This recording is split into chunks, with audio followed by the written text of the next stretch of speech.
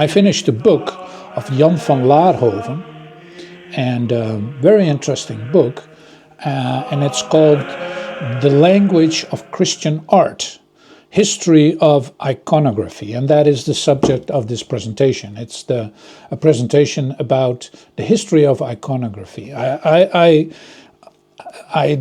have only 10 slides, so I will not do the whole history of iconography, but it certainly is very interesting subject to do, and I think many people have little or misunderstanding about iconography, what it really is, and where it came from, and how it became to be. How we, for instance, as it was in the times of the Reformation, starting with the earlier Renaissance with Charlemagne, and then the later and last Renaissance with the Reformation. So for me, I come from a Protestant background, so for me it was very interesting to learn more about it, and especially about where it comes from. And so you have a deeper understanding and a deeper knowledge of what it is and how it developed. So it helps you, I would say, also to reflect much better on other Christian faiths, Christian doctrines. So that is the subject I choose, and let's start with it. Let's start with the first slide. Today's presentation is about the origin of Christian iconography. And I got really interested in the subject a couple of years ago when I traveled to Ethiopia. And in the Ethiopian churches, iconography is everywhere. It is in their books. You have these old books like this, where you have the depictions in it. You see it on the walls. You see it in icons that they use, just like they are used in the Eastern Orthodox churches. You see a vast array of these crosses, and from the design of the crosses, you know in what area in Ethiopia you are. So it was fascinating, and that's why I chose the subject, because there's a lot of speculation. Is it useful? Is it allowed? Is it a good thing or a bad thing? So I hope this presentation about Christian iconography will help you to understand where it originates from and how it became to be what it is today. Hi everyone, thanks for being here today. We're about to dive into the fascinating world of Christian iconography. Before we get into the main presentation, let me give you a quick overview. Christian iconography is all about how Christians have used art to express their faith. Imagine the early days when believers were meeting in secret and using simple symbols like the fish and the anchor to communicate. These symbols were more than just drawings. They were lifelines for the faithful. As Christianity spread among the Roman Empire, it blended with the rich cultural and artistic traditions of the day. Early Christians borrowed elements from Greco-Roman art, creating a new visual language that made their faith more relatable to converts and newcomers from different backgrounds. At first, there was some hesitation about creating religious images, but the need to visualize and express beliefs and stories led to the development of more detailed artworks. Artists started depicting scenes from the Bible, making stories accessible in that way to everyone, regardless of their ability to read. Ancient culture played a huge role too. Symbols like halos, which originate in Roman and Greek art to denote divinity, were adopted to show the holiness of saints and angels in Christian art. This blending of styles enriched Christian iconography and made it more meaningful. So, get ready to explore how these early images and symbols have shaped the visual landscape of Christianity and Christian iconography.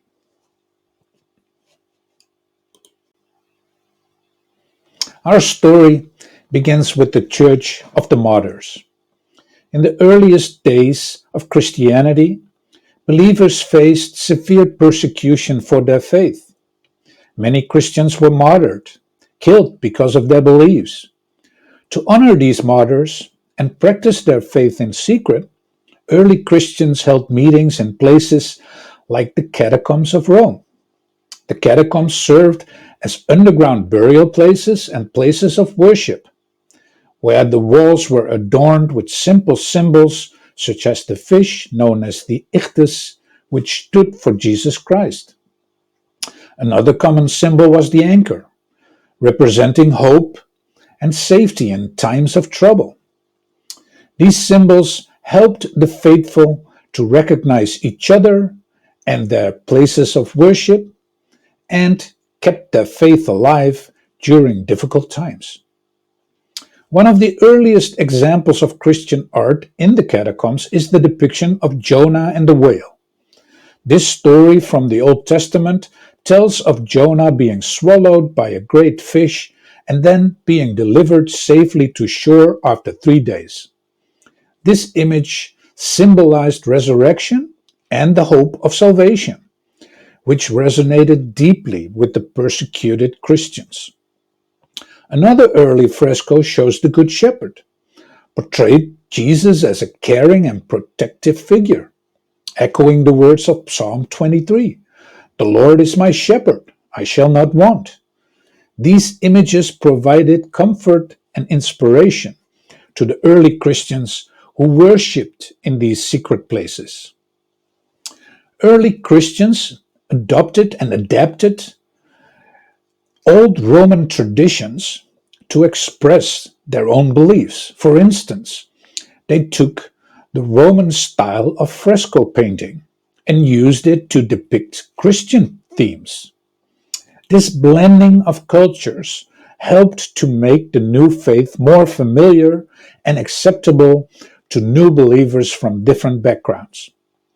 The use of familiar artistic techniques helped bridge the gap between the old pagan beliefs and the new Christian faith. Initially, Christians were hesitant to create religious images.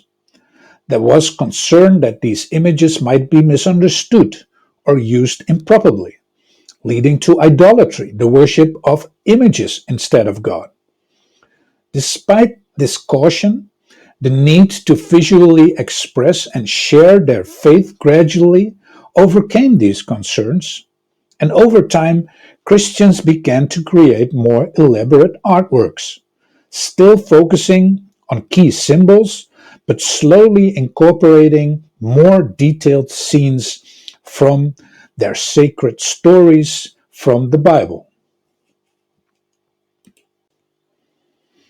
The origin of Christian iconography is deeply intertwined with the influence of ancient culture. Early Christians were influenced by the art and culture around them. For example, the Roman portrayal of the philosopher seated in contemplation influenced how early Christians depicted figures like Christ and the apostles teaching and preaching. Greek and Roman styles of sculpture and painting were adapted to fit Christian themes, blending the familiar with the new to create a distinct visual language. One of the most significant examples of this blending is the Chi-Rho monogram, formed by superimposing the first two letters of the Greek word for Christ, Christos. The chi, rho, became a powerful symbol of Christianity after Emperor Constantine's vision before the Battle of the Milvian Bridge in 312 AD, where he saw this vision, this emblem in the sky before he won the battle. And afterwards, he legalized Christianity. More mythological symbols were reinterpreted to fit Christian narratives, making the new religion's symbols recognizable and meaningful to new converts from pagan backgrounds. The Roman style of portraying, with its emphasis on realism and individuality, influenced the way saints and biblical figures were depicted, making them more relatable to the faithful. Another fascinating example of cultural influence is the adaptation of the Roman triumphal arch. Early Christians' basilicas often incorporated elements of this architectural style to symbolize Christ's victory over sin and death. The triumphal arch became a recurring motif in Christian art and architecture, representing the entry into eternal life. The Edict of Milan, issued by Emperor Constantine and his co-emperor Licinius, granted religious tolerance throughout the Roman Empire, ending centuries of persecution against Christians. For the first time, Christians could worship openly without fear of retribution. One of the most profound changes during this time was the transformation of the cross. Once a gruesome instrument of Roman execution, the cross was reclaimed by Christians as a symbol of Jesus' sacrifice and resurrection. Constantine himself played a significant role in this transformation after he reportedly saw a vision of the cross in the sky before the Battle of the Milvian Bridge. He adopted this symbol for his army with the words, "In this sign conquer." The cross prominence grew rapidly. It was incorporated into the design and decoration of newly built churches, symbolizing the victory of life over death and hope over despair. The cross became more than just a symbol. It embodied the core of Christian belief and identity.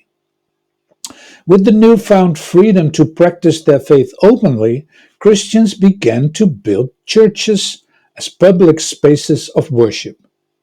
These churches were not merely functional, but were designed to reflect the glory of God. Architecturally, they were often modeled after Roman basilicas, large public buildings used for gatherings, and the incorporation of the cross in various forms, whether in architectural design, mosaics, or wall frescoes. It became a common feature. One of the most notable examples of this architectural innovation is the Basilica of St. John Lateran in Rome, commissioned by Constantine himself. Parallel to these architectural advancements, another significant development was the rise of monasticism.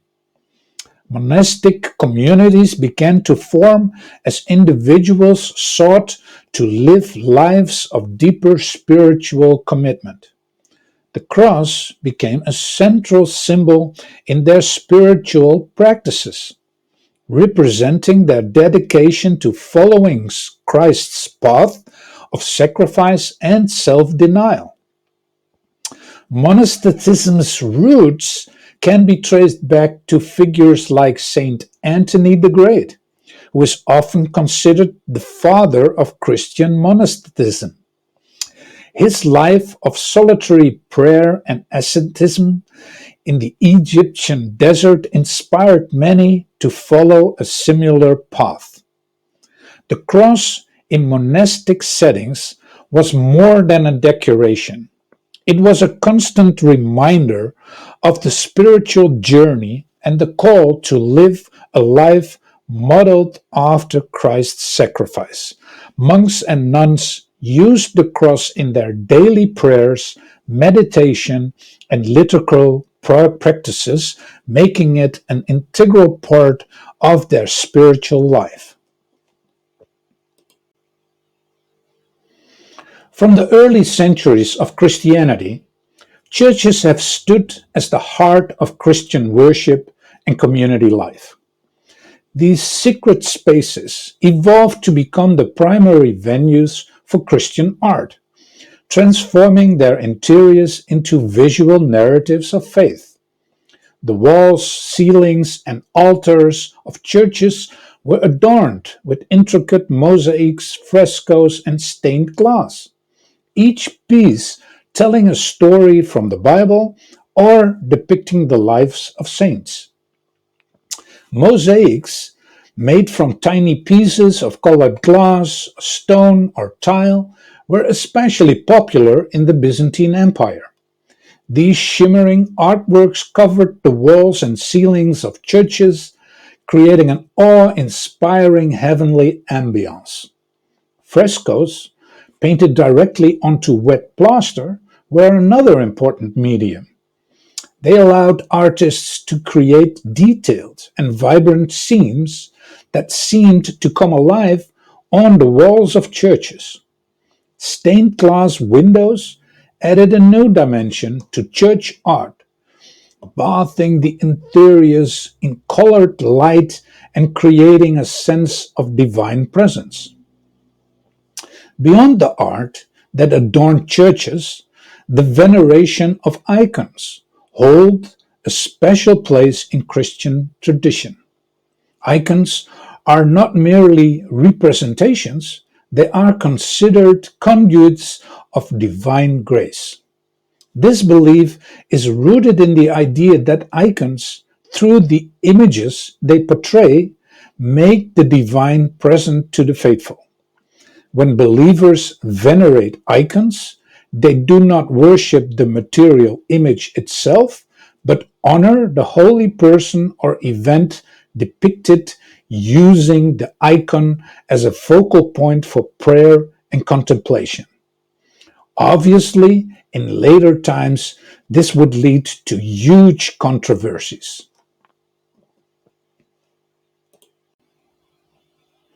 Byzantine art is renowned for its elaborate and intricate mosaics, which became a cornerstone of Christian visual expression. These mosaics were composed of tiny pieces of colored glass, stone, or gold, meticulously arranged to create stunning images that adorned the walls, ceilings, and domes of churches.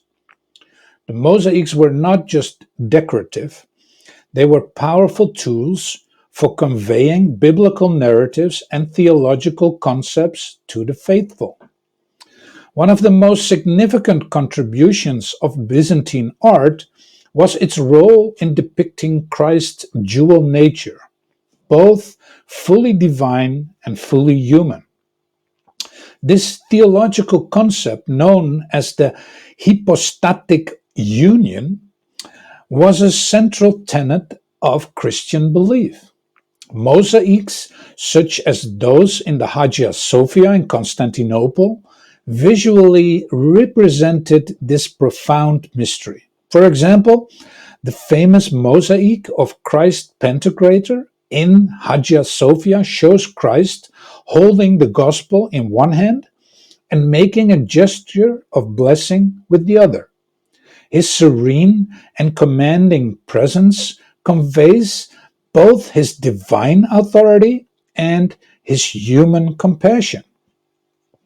The use of mosaics for visual storytelling was essential for teaching the faith, especially in an empire that was becoming increasingly diverse and literate.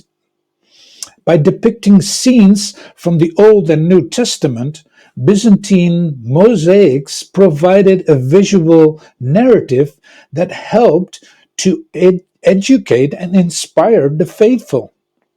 these images were accessible to everyone, regardless of their ability to read, making the stories of the Bible come alive in a way that text alone could not achieve.